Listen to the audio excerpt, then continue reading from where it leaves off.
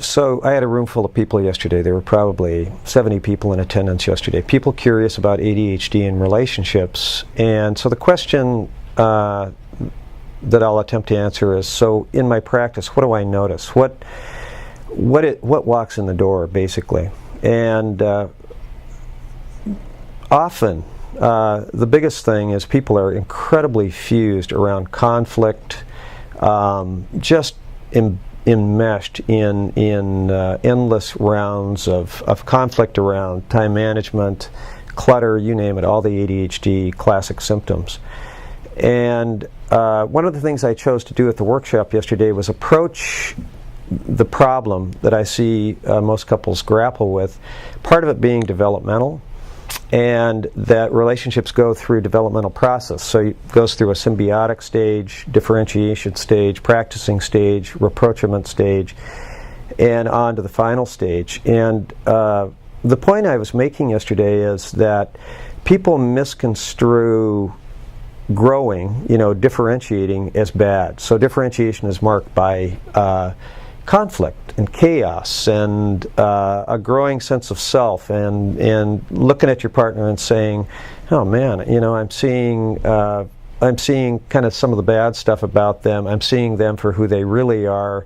So starting to see somebody, for everything, warts and all. And coming to grips with the fact that this person isn't necessarily the idealized partner that I saw in the very beginning.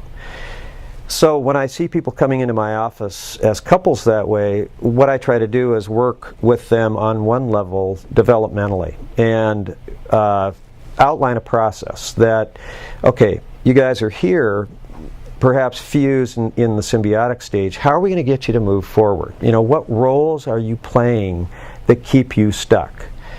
And the thing that I've learned over the years is it's really hard to give up roles that we've assumed in relationships. It's somebody brought up in the workshop yesterday about looking at relationships and families as systems, and I think it's really relevant to mention that, because let's look at a relationship, two people, as a system. You add a couple kids, you have 4 parts to a system. But a system doesn't like change. A system likes things to stay the way they are. A system supports homeostasis, and it's so. For instance, if somebody in a couple that I'm working with actually attends a life strategies group and learns about differentiation and how to optimize brain function and how to start making different choices in terms of communication, they take that back into the relationship. The relationship as a system pushes back. It's like, we're more comfortable with the way things were, so change back, change back, change back. The work becomes that person really hanging on to him or herself in the midst of that change back message, and that's tough. Where I see progress is when both people are open to the change. They can recognize the stages, they can recognize the feelings, perhaps just the intensity of making the changes, and having it normalized and saying, this is okay, this is the way it's supposed to be. That once we make it through this particular part of the process, it's going to get much better.